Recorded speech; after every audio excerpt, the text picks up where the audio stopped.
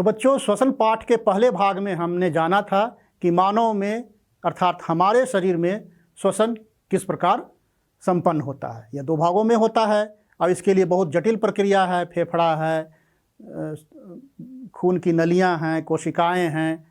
लेकिन अन्य जीव में क्या इसी तरह के श्वसन तंत्र होते हैं या उनमें कुछ अलग तरह के श्वसन तंत्र होते हैं? वे अलग तरह से श्वसन की प्रक्रिया को संपन्न करती हैं। तो आइए इसे जानते हैं। आप देख रहे होंगे यहाँ पर कुछ छोटे छोटे जीव जंतुओं के चित्र बने हुए हैं, जिसमें प्रमुख है केचुआ, मेढक, मछली और आप यहाँ देख सकते हैं तिलचट्टा। हम लोग सबसे पहले जानते हैं कि केचुआ कैसे सांस लेते हैं। केचुआ में हमारे जैसा फेफड़ा नहीं होता है, तो वो कैसे सांस लेते हैं? तो हम लोग जानते हैं कि केचुआ का शरीर बिल्कुल नम और मुलायम होता है। उनकी त्वचाएं इतनी पतली होती हैं कि जो वायु है उससे डायरेक्ट उनके शरीर में चली जाती हैं और वहाँ जो कार्बन डाइऑक्साइड बनता है वो भी त्वचा के द्वारा ही बाहर हो जाता है।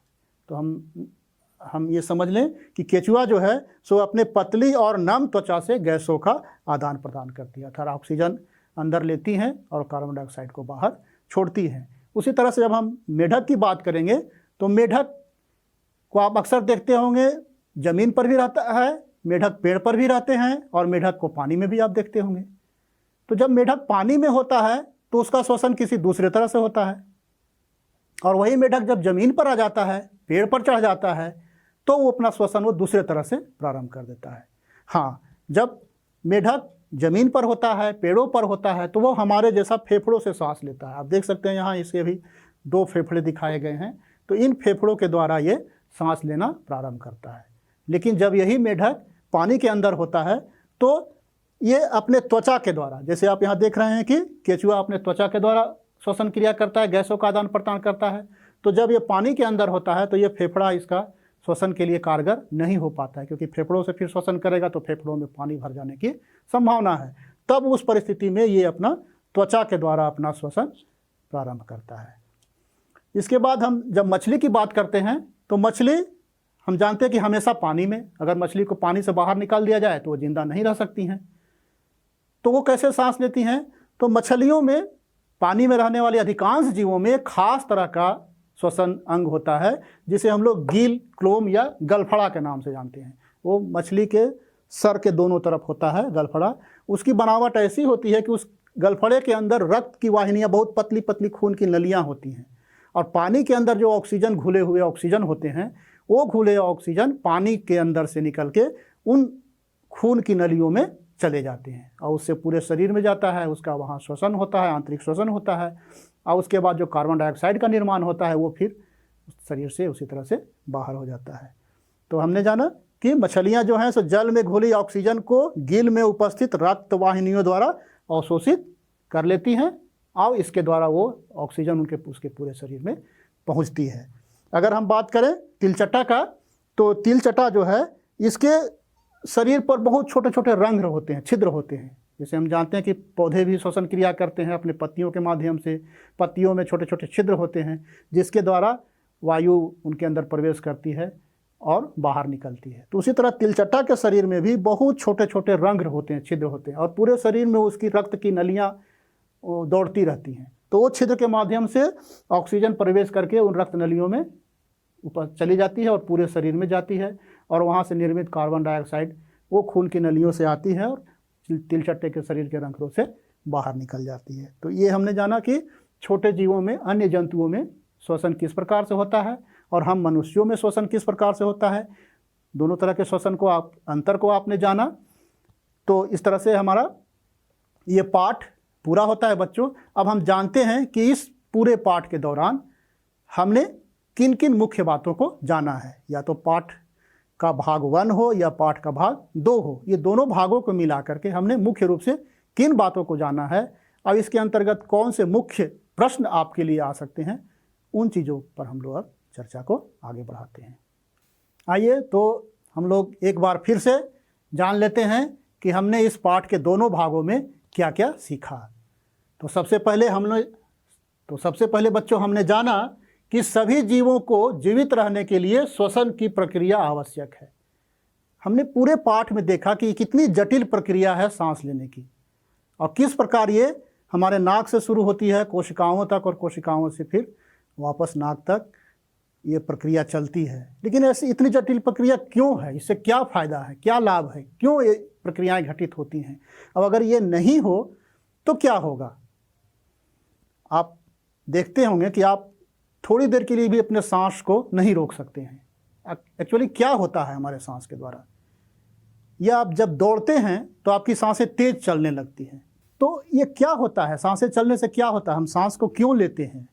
तो जैसा कि हमने जाना इस प्रक्रिया में कि आंतरिक श्वसन में क्या होता है कि वो जो हम लोग ऑक्सीजन जो हमारे कोशिकाओं में जाता है और पाचन के बाद जो ग्लूकोज हमारे कोशिकाओं में आता है, तो ग्लूकोज का वहाँ ऑक्सीकरण होता है। ऑक्सीकरण के बाद क्या होता है? उस ग्लूकोज से हमें ऊर्जा प्राप्त होती है कार्य करने की, हमें जिंदा रहने की।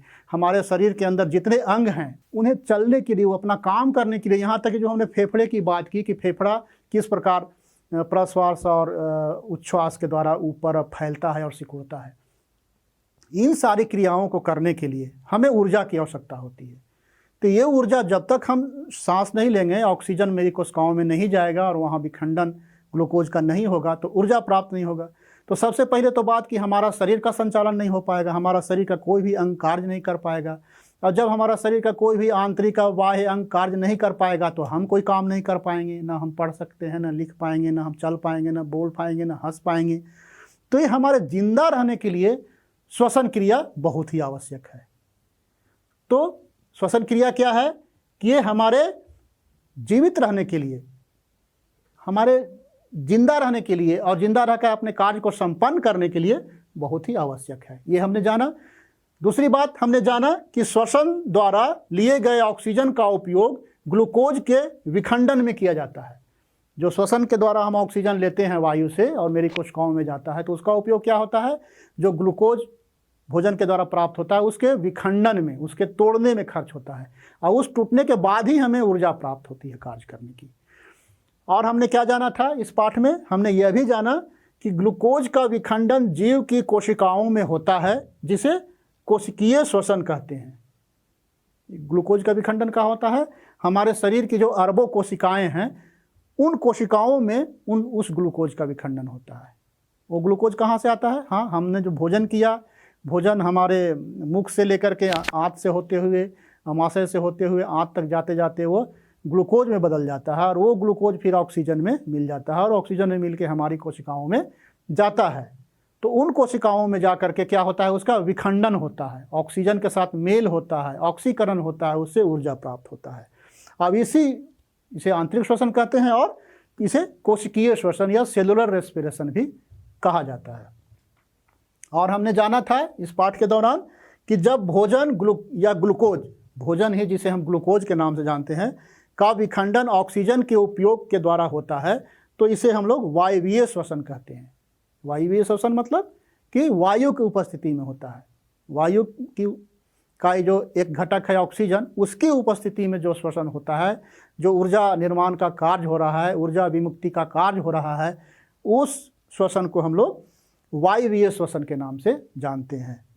और यदि यह विखंडन ऑक्सीजन की अनुपस्थिति में होता है तो इसे अवायवीय श्वसन कहते हैं। लेकिन अगर कोशिकाओं में किसी कारण से भोजन तो पहुंच गया है, ग्लूकोज पहुंच गया है, लेकिन वायु से ऑक्सीजन नहीं पहुंच पाया है, तो उस परिस्थिति में क्या होता है कि हमें तो ऊर्जा चाहिए हर हाल में, तो बिना ऑक्सीजन की उपस्थिति में जो ग्लूकोज टूटता है, विखंडित होकर ऊर्जा प्राप्त होता है, उसे हम लोग अवायवीय श्वसन के नाम से जाना था। और उस वायवीय श्वसन में भी क्या होता है कि दो तरह से होता है। जो हमारी पेशी कोशिकाओं में होता है, जब हम ज़्यादा कार्य करते हैं, दौड़ते हैं, साइकिल चलाते हैं, तो क्या होता है कि हमें ज़रूरत से ज़्यादा ऊर्जा की आवश्यकता होती है, तो उतना हम वायु और सांस नहीं ले पाते हैं। तो बिना ऑक्सीजन के द्वारा जो विखंडित होता है ग्लूकोज, जिससे ऊर्जा प्राप्त होती है, तो अवायवीय श्वसन हुआ। तो उसमें क्या होता है कि लैक्टिक अम्ल का निर्माण होता है, ऊर्जा और लैक्टिक अम्ल। और वो लैक्टिक अम्ल हमारी पेशियों में जमा होने के कारण हमें दर्द होता है। आप देखते होंगे बहुत दिनों के बाद जब बहुत ज़्यादा दौड़ते होंगे, खेलते होंगे, तो आपके जांघों में, पैर में दर्द होता है, ऐंठन होता है। तो किस कारण होता है? वो लैक्टिक अम्ल के जमा हो जाने के कारण। और वो दर्द फिर कैसे ठीक होता है?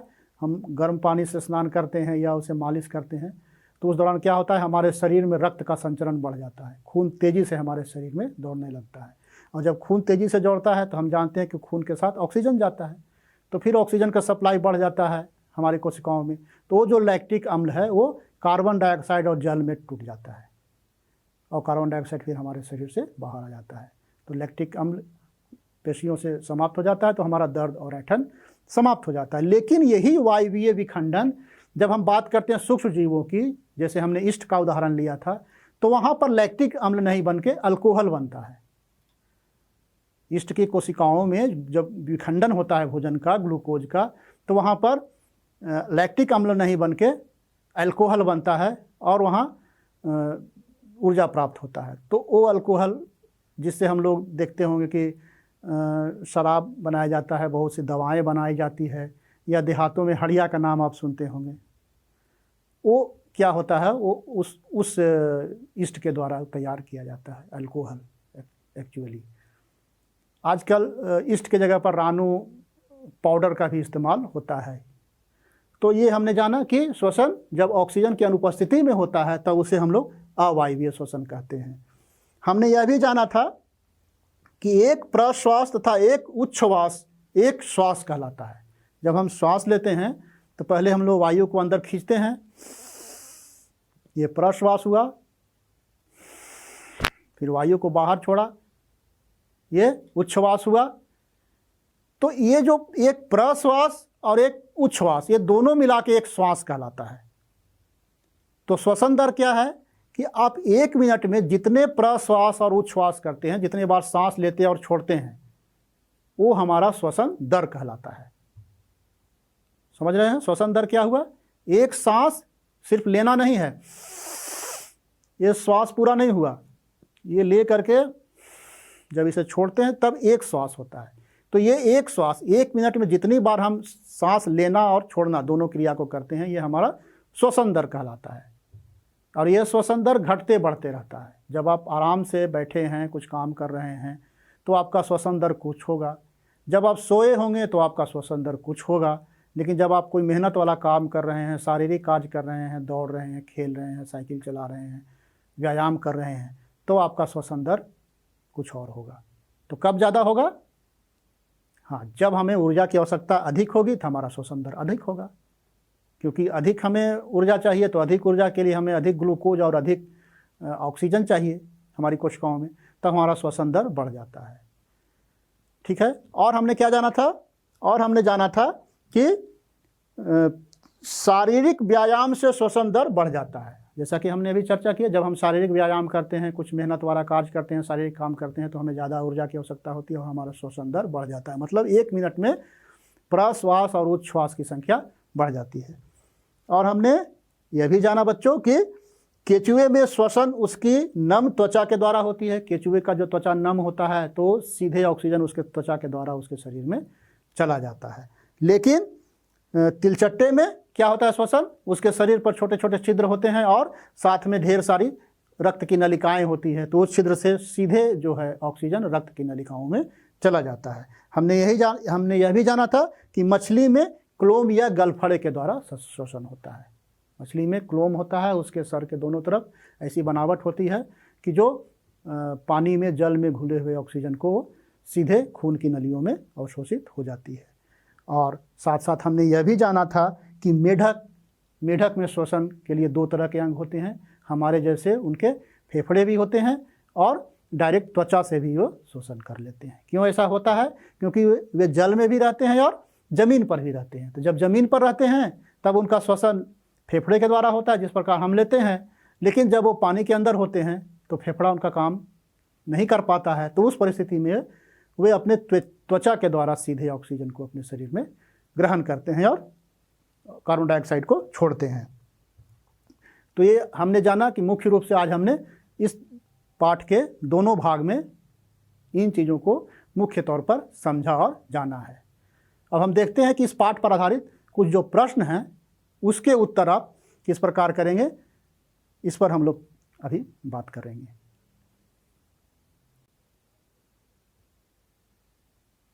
आइए तो जानते हैं इस पाठ पर आधारित कुछ प्रश्न और उनके उत्तर को। ये प्रश्न आपको दो भागों में दिए गए हैं, भाग ए और भाग बी। भाग ए को पहले जानते हैं। भाग ए जानना चाहता है आपसे कि सही उत्तर पर सही का निशान लगाइए। आपको क्या करना है, आपके इस भाग में 3 प्रश्न दिए हुए हैं और प्रत्येक प्रश्न के 4-4 वैकल्पिक उत्तर हैं। आपको उन 4 उत्तरों में से किसी एक सही उत्तर का चयन करना है। चलिए मैं आपकी मदद करूंगा। सबसे पहले आप प्रयास करेंगे। सबसे पहला प्रश्न है आपके लिए कि अत्यधिक शारीरिक श्रम करने के बाद हमारे पैर एवं हाथ की पेशियों में इनमें से किसके जमा होने के कारण दर्द होने लगता है। जब हम अत्यधिक काम करते हैं, दौड़ते हैं, खेलते हैं, साइकिल चलाते हैं, व्यायाम करते हैं, तो हमारे हाथ और पैर की पेशियों में दर्द होने लगता है। तो यह दर्द किसके कारण होता है? हम जानते हैं कि ये दर्द होता है अवायवीय श्वसन के कारण, क्योंकि अवायवीय श्वसन में हमारे शरीर में ऊर्जा तो उत्पन्न होता है, उसके साथ साथ एक ऐसा पदार्थ का निर्माण होता है जिसके कारण हमें दर्द होता है। तो वह कौन सा है? क्या वह अल्कोहल है, या लैक्टिक अम्ल है, या कार्बन डाइऑक्साइड है, या ग्लूकोज है? आप अपने मन में इसका सही उत्तर रख लें और उसके बाद मैं इसका सही उत्तर बताऊंगा। आप मिलान करेंगे कि आपका ये आपने जो इसका उत्तर सोचा वो सही है या गलत है। तो जैसा कि हमने पाठ में भी पढ़ा था कि जब हमारी पेशियों में अवायवीय श्वसन होता है, अर्थात ग्लूकोज का ऑक्सीकरण होता है, ऑक्सीकरण नहीं होता है बल्कि उसका विखंडन होता है, क्योंकि ऑक्सीजन तो है नहीं, ऑक्सीजन नहीं मिल रहा है उसे। तो जब ग्लूकोज का विखंडन होता है तो ऊर्जा के साथ साथ कार्बन डाइऑक्साइड और जल नहीं बन के क्या बनता है? लैक्टिक अम्ल बनता है। बिल्कुल सही। तो इसका सही उत्तर होगा 2। पहला का 2 सही उत्तर है कि जब हम अत्यधिक शारीरिक श्रम करते हैं या व्यायाम करते हैं तो हमारी हाथ और पैर की पेशियों में लैक्टिक अम्ल का निर्माण होता है, जिसके कारण हमें दर्द महसूस होता है। दूसरा प्रश्न कहता है कि किसी सामान्य वयस्क व्यक्ति की विश्राम अवस्था में औसत श्वसन दर, एक वयस्क व्यक्ति का औसत श्वसन दर कितना होगा सामान्य स्थिति में? जब वह दौड़ नहीं रहा है, कोई काम नहीं कर रहा है, बैठा हुआ है, तो क्या होगा? आपके सामने 4 ऑप्शन दिया हुआ है। 9 से 12 प्रति मिनट, 15 से 18 बार प्रति मिनट, 21 से 24 बार प्रति मिनट, या 30 से 33 बार प्रति मिनट। मतलब कि 1 मिनट में हम 9 से 12 बार प्रश्वास और उच्छ्वास करते हैं कि 15 से 18 बार, मतलब 15 बार प्रश्वास और 15 बार उच्छ्वास, 15 से 18 बार, या 21 से 24 बार ये क्रिया को करते हैं, या 30 से 33 बार। आपको क्या लगता है? आप खुद करके देख सकते हैं, गिनती कर सकते हैं। शांत मन से एक स्टॉप वॉच ले लें और गिन के देखें कि आप 1 मिनट में कितनी बार सांस लेते हैं और छोड़ते हैं। आप इसका उत्तर का चयन कर लें। मैं इसका उत्तर बताता हूं। इसका सही उत्तर है बच्चों दूसरा, 15 से 18 बार। एक स्वस्थ व्यक्ति और वयस्क व्यक्ति है तो 1 मिनट में 15 बार सांस लेता है और छोड़ता है। वयस्क कहने का मतलब है कि बच्चे नहीं, बच्चे में ये दर थोड़ी अधिक होती है। बच्चे 1 मिनट में 15 से 18 से अधिक बार तक सांस लेते हैं और छोड़ते हैं। लेकिन जब आप खेलेंगे, दौड़ेंगे, कुछ कार्य करेंगे तो ये दर और भी बढ़ जाता है। तो ये हो गया प्रश्न 2 का सही उत्तर, 2 15 से 18 बार प्रति मिनट। तीसरा प्रश्न आपके लिए है कि निम्न में से कौन मानव श्वसन अंग के भाग नहीं है? हमारे जो श्वसन अंग आपको बताए गए थे, फेफड़ा, डायफ्राम, ट्रैचिया, श्वास नलिका, श्वास उपनलिका, श्वास नली, तो इनमें से कौन सा नहीं है? पहला कहता है फेफड़ा, दूसरा आहार नाल, तीसरा ट्रैकिया और चौथा डायफ्राम। आपके पास 4 ऑप्शन दिए हुए हैं, 4 विकल्प हैं। उनमें से एक सही विकल्प आपको चयन करना है जो नहीं है, हमारे श्वसन अंग के भाग नहीं हैं। हाँ, बिल्कुल सही सोचा आपने। आहार नाल हमारे श्वसन तंत्र का भाग नहीं है, क्योंकि आहार नाल के द्वारा हम जो भोजन करते हैं वो हमारे पेट में जाता है, तो ये नहीं है। बाकी फेफड़ा है, ट्रैकिया है और डायफ्राम, ये तीनों हमारे श्वसन अंग के भाग हैं। अगला भाग है इस प्रश्न का बच्चों कि आपके पास 4 कथन दिए हुए हैं और उन चारों कथन में से आपको चयन करना है कि इन चारों कथनों में से कौन सा कथन सही है और कौन सा कथन गलत है। तो जो सही कथन होगा उसके सामने आप सही का चिन्ह लगाएंगे और जो गलत कथन होगा उसके सामने आप गलत का चिन्ह लगाएंगे। पहला जो कथन है वो कहता है कि मछलियों में श्वसन के लिए फेफड़ा होते हैं। क्या यह सही है? जैसा कि हमने पाठ में देखा कि मछलियाँ सांस कैसे लेती हैं? मछली में रहने वाले अधिकांश जीव फेफड़ों से सांस नहीं लेती हैं। फेफड़ों से श्वास लेंगी तो उनके फेफड़े में पानी भर जाएगा। तो इसके लिए क्या होता है, उनमें एक विशेष तरह का अंग होता है जिसे हम लोग गिल या गलफड़ा कहते हैं। तो ये जो कथन है, ये कथन हमने जो पाठ में पढ़ा है, हमने जो समझा है उसके अनुसार गलत है। तो यहाँ पर आप गलत का चिन्ह लगाएंगे। दूसरा जो कथन है वो कहता है कि प्रश्वास के दौरान वक्ष गुहा का आयतन बढ़ जाता है। प्रश्वास मतलब, हाँ सही समझा, प्रश्वास मतलब सांस को अंदर खींचना। तो क्या होता है, हमारा जो वक्ष गुहा है इसका आयतन बढ़ जाता है कि घट जाता है? क्या समझते हैं आप? हाँ, बढ़ेगा तब तो आयतन बढ़ेगा ना, तब हवा को अंदर जाने का जगह मिलेगा। तो ये जो कथन है आपका बिल्कुल सही है कि प्रश्वास के दौरान वक्ष गुहा का आयतन बढ़ जाता है। आयतन बढ़ने के कारण बाहर की वायु हमारे श्वास नली से फेफड़ों में चली जाती है। तीसरा कथन कहता है कि फेफड़ा से कार्बन डाइऑक्साइड को बाहर वातावरण में निकालने की प्रक्रिया प्रश्वास कहलाती है। जब फेफड़ा में वायु भर लेते हैं हम लोग, उसके बाद उसको बाहर निकालते हैं, तो ये क्रिया प्रश्वास कहलाती है। कथन कह रहा है, मैं नहीं कह रहा हूँ। तो क्या ये सही है? नहीं, हमने जो पढ़ा है, हमने जो समझा है उसके आधार पर ये गलत है, क्योंकि श्वास को बाहर निकालने की क्रिया को प्रश्वास नहीं बल्कि उसे उच्छ्वास कहते हैं। ठीक है, तो ये कथन आपका तीसरा कथन जो है सो गलत, इसमें गलत का चिन्ह लगाएंगे। चौथा कथन कहता है बच्चों कि मनुष्य, गाय, भैंस में श्वसन गिल्स के द्वारा होता है। मनुष्य मतलब हम, गाय, भैंस और इस तरह के जो जानवर होते हैं उनमें श्वसन गिल्स के द्वारा होता है। क्या यह कथन सही है? आपने जो समझा है, अभी पढ़ा है, नहीं ना? बिल्कुल सही। गिल्स वैसे जंतुओं में होते हैं जो पानी के अंदर रहती हैं, वो फेफड़ों से श्वास नहीं ले पाएंगी क्योंकि फेफड़े में पानी भरने का डर है। तो वैसे जंतुओं में गिल्स होता है, और गिल्स की बनावट ऐसी होती है कि उसके अंदर रक्त की नलिकाएं, पतली पतली बहुत सारी नलिकाएं होती हैं, और जो पानी में जो ऑक्सीजन घुले होते हैं उन नलिकाओं में सीधे चली जाती हैं। तो वो खासकर जलीय जीवों में होता है गिल्स।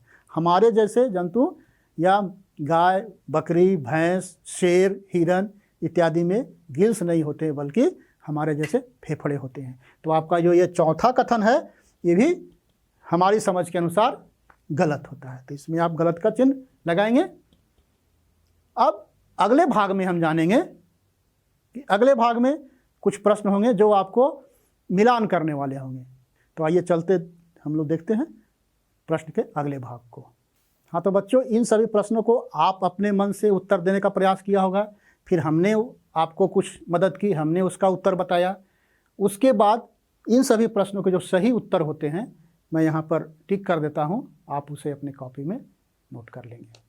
जैसा कि हमने जाना कि पहले प्रश्न का सही ऑप्शन है लैक्टिक अम्ल। अवायवीय श्वसन में लैक्टिक अम्ल का निर्माण होता है हमारे पेशियों में, लेकिन ईस्ट में क्या होता है? ईस्ट में अल्कोहल का निर्माण होता है। दूसरा प्रश्न कहता है कि किसी सामान्य व्यक्ति के विश्राम अवस्था में औसत श्वसन दर कितना होता है? तो हमने जाना कि ये 15 से 18 बार प्रति मिनट, एक मिनट में 15 से 18 बार हम श्वास लेते हैं वायु को अंदर और छोड़ते हैं।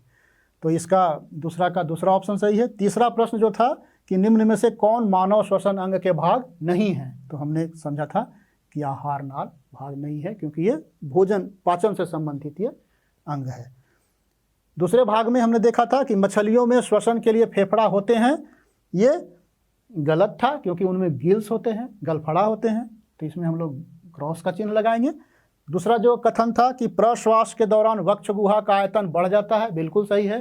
जब हम लोग श्वास को अंदर खींचते हैं तो हमारा जो वक्ष गुहा है, पसलियाँ हैं, वो बाहर की ओर और ऊपर की ओर उठती हैं। तो ये कथन सही है। तीसरा था कि फेफड़ा से कार्बन डाइऑक्साइड को बाहर वातावरण में निकालने की प्रक्रिया प्रश्वास कहलाती है। तो ये गलत है, क्योंकि बाहर निकालने की प्रक्रिया को हमने जाना है कि उच्छ्वास है। तो यह कथन गलत है। और ये चौथा जो कथन है ये कहता है कि मनुष्य, गाय, भैंस में श्वसन गिल्स के द्वारा होता है। हमने अभी देखा कि हम जो मनुष्य है हमारे में फेफड़ा होता है, गिल्स नहीं होता है। और उसी तरह जो भैंस है, गाय हैं, इनमें भी फेफड़ा होता है, गिल्स नहीं होता है। गिल्स होता है सिर्फ जलीय जंतुओं में। तो ये भी कथन हमारा गलत हो गया, आप इसे नोट कर सकते हैं। आइए तो चलते हैं इस पाठ पर आधारित प्रश्न और उत्तर के खंड सी, भाग सी की ओर। भाग सी जानना चाहता है बच्चों कि यहाँ पर कुछ शब्द लिखे हुए हैं कॉलम क में, कॉलम अ में, और कुछ शब्द दिए हुए हैं कॉलम बी में। खंड अ और खंड बी में कुछ शब्द दिए हुए हैं, आपको सही मिलान करना है। खंड अ में जो शब्द है आप देख रहे होंगे, ईस्ट, डायफ्राम, त्वचा, मछली, पत्तियाँ। वहीं खंड ब में आप देख रहे होंगे केंचुआ, अल्कोहल, वक्ष गुहा, रंध्र और गिल। इसका एक तार्किक मिलान करना है। जो पाठ के आधारित, पाठ में जो आपने समझा है, जो पढ़ा है, उसके आधार पर एक तार्किक मिलान करना है। जैसे यदि हम बात करें ईस्ट की, तो ईस्ट का मिलान किससे हो सकता है? क्या हम केचुआ से कर सकते हैं, या अल्कोहल से कर सकते हैं, कि वक्ष गुहा से कर सकते हैं, कि रंध्र से करेंगे, या गिल से? आप सोचिए, थोड़ा विचार कीजिए कि इस वर्तमान पाठ में किन से संबंधित है, किस बात से संबंधित है। हाँ बिल्कुल, हमने जाना है कि अवायवीय श्वसन के दौरान जब हमारी कोशिकाओं में ऑक्सीजन की कमी हो जाती है, उस दौरान हम श्वसन करते हैं तो अवायवीय श्वसन कहलाता है। लेकिन कुछ सूक्ष्म जीव जैसे ईस्ट, ये अवायवीय श्वसन करता है, तो उस दौरान ये बिना ऑक्सीजन का ग्लूकोज का विखंडन करता है, उससे ऊर्जा प्राप्त करता है। तो उस ऊर्जा प्राप्त करने की प्रक्रिया के दौरान ऊर्जा के साथ साथ और किस चीज़ का निर्माण होता है? हमने जाना कि हमारी कोशिकाओं में अल्कोहल का निर्माण होता है, लेकिन हमारी कोशिकाओं में लैक्टिक अम्ल का निर्माण होता है। लेकिन ईस्ट जो हैं सो वायवीय, ईस्ट जो हैं सो अवायवीय श्वसन के दौरान लैक्टिक अम्ल नहीं बना करके अल्कोहल बनाती हैं। जैसा कि हमने कहा था कि शराब निर्माण में, कुछ दवाइयों के निर्माण में ये इनका प्रयोग किया जाता है। तो इनका सही मिलान क्या होगा? ईस्ट हमारे पाठ की जो वर्तमान पाठ है उस पर जो हमारी समझ बनी है, उसमें जो विषय वस्तु दिए गए हैं उसके आधार पर ईस्ट का सही मिलान अल्कोहल होगा। तो इसका उत्तर आप इस तरह से लिख सकते हैं, प्रश्न 1 का सही मिलान ख। तो यहाँ पर हम लोग एक के सामने ख लिख देते हैं, अल्कोहल। अब दूसरा देखते हैं डायफ्राम। डायफ्राम क्या है? जैसा कि हम लोग जानते हैं, डायफ्राम हमारा श्वसन अंग का एक भाग है, जो क्या करता है, हमारे जो वक्ष गुहा है जिसके अंदर फेफड़ा है उसके आयतन को बढ़ाता है। डायफ्राम जब नीचे जाता है तो आयतन बढ़ता है, डायफ्राम जब ऊपर जाता है तो आयतन घटता है। तो डायफ्राम किससे संबंधित हो सकता है? केचुआ, अल्कोहल, वक्ष गुहा, रंध्र, गिल। आप मिलान कीजिए। आपको मैं एक ट्रिक देता हूं, जब इस तरह के प्रश्न होते हैं तो जो जिस मिलान को आप ज़्यादा कन्फर्म है, आपको लगता है कि बिल्कुल हम सही इसका उत्तर जान रहे हैं, पहले उसका मिलान आप कर लें। तो जब हम बात करते हैं डायफ्राम की, तो ये वक्ष गुहा से मेल खाता है, क्योंकि क्या करता है, हमारे वक्ष गुहा जिसके अंदर फेफड़ा है उसके आयतन को ये बढ़ाता है और घटाता है। जब नीचे जाता है वक्ष गुहा, जब डायफ्राम नीचे जाता है तो हमारा वक्ष गुहा का आयतन बढ़ता है, और जब डायफ्राम ऊपर जाता है तो हमारे वक्ष गुहा का आयतन घटता है। तो डायफ्राम का संबंध हमारा वक्ष गुहा से है, तो इसका डायफ्राम 2 को हम ग से मिलाएंगे। आते हैं अब तीसरा, खंड अ का तीसरा कहता है त्वचा। अब त्वचा देखिए किससे मिलता है? त्वचा को आप केचुआ से मिलाएंगे, या अल्कोहल से मिलाएंगे, कि वक्ष गुहा से, कि रंध्र से, या गिल से? तो जो हमने पाठ में पढ़ा है, जो समझा है, तो हम कह सकते हैं कि ये जो केचुआ है वो अपने त्वचा के द्वारा श्वास लेता है, ऑक्सीजन को अंदर और कार्बन डाइऑक्साइड को बाहर करता है। जिस प्रकार हम फेफड़ा से ऑक्सीजन को अंदर वायु को खींचते हैं और बाहर करते हैं, तो केचुआ क्या करता है, ये काम त्वचा के द्वारा करता है। तो अगर त्वचा का हम सही मिलान करना चाहें तीसरा का, तो इसका हम क से मिलान कर सकते हैं, केचुआ से। सही है। अब हम आते हैं मछली के बारे में पता करते हैं। मछली का सही किससे मेल खाता है? अगर मछलियों के सांस लेने की बात करें तो हम कह सकते हैं, अब आप देख सकते हैं कि ख, ग और क का मिलान हो चुका है। ख, ग और क, बच गया 2 चीज़, घ और अंग। तो मछली आप या तो रंध्र से कर सकते हैं या गिल से कर सकते हैं। तो हमने जो पाठ में पढ़ा है, जो समझा है, तो हमने यही समझा है ना कि मछलियाँ जो है अपनी सांस एक खास प्रकार का उनका श्वसन अंग होता है, चूँकि वो पानी में रहती हैं, तो गिल के द्वारा सांस लेती है, जिसे हम गलफड़ा भी कहते हैं या क्लोम भी कहते हैं। तो मछली को आप मिला देंगे अंगा से, 4 को आप अंगा से मिला देंगे, अब रह गया पत्तियाँ। तो हमने बात की है इसके पहले ही चैप्टर में, आपने पढ़ा होगा कि पत्तियाँ जो हैं सो पौधे जो हैं सो श्वास पत्तियों में उपस्थित छोटे छोटे छिद्र, जिन्हें रंध्र कहते हैं, उसके द्वारा लेती हैं। तो आप पत्तियाँ का सही मिलान हम लोग करेंगे रंध्र से, घ से। तो ये हो गया बच्चों इस प्रश्न के तीसरे खंड सी, भाग सी के प्रश्न का उत्तर। हाँ तो बच्चों, मैं समझता हूँ कि आपने इस पाठ को अच्छी तरह से समझ लिया होगा। इस पाठ पर आधारित प्रश्नों का उत्तर भी आपने जाना। अब चलते चलते मैं आपको एक प्रश्न आपसे करना चाहता हूँ, जिसे आप इसका प्रश्न का उत्तर ढूंढने का प्रयास कीजिएगा कि जब आप किसी धूल भरे स्थान पर सांस लेते हैं तो कभी कभी छींक आ जाती है आपको, या जब आप खाना खाते हैं तो कभी कभी छींक आती है। तो ऐसा क्यों होता है, आप इसका पता कीजिएगा, अपने बड़ों से अगल बगल से पता कीजिएगा, इसका प्रश्न का उत्तर जानने का प्रयास कीजिएगा। और अगले भाग में फिर हम मिलेंगे नए पाठ के एक और नए रोचक विषय वस्तु के साथ। तब तक के लिए आपका बहुत बहुत धन्यवाद। Good bye.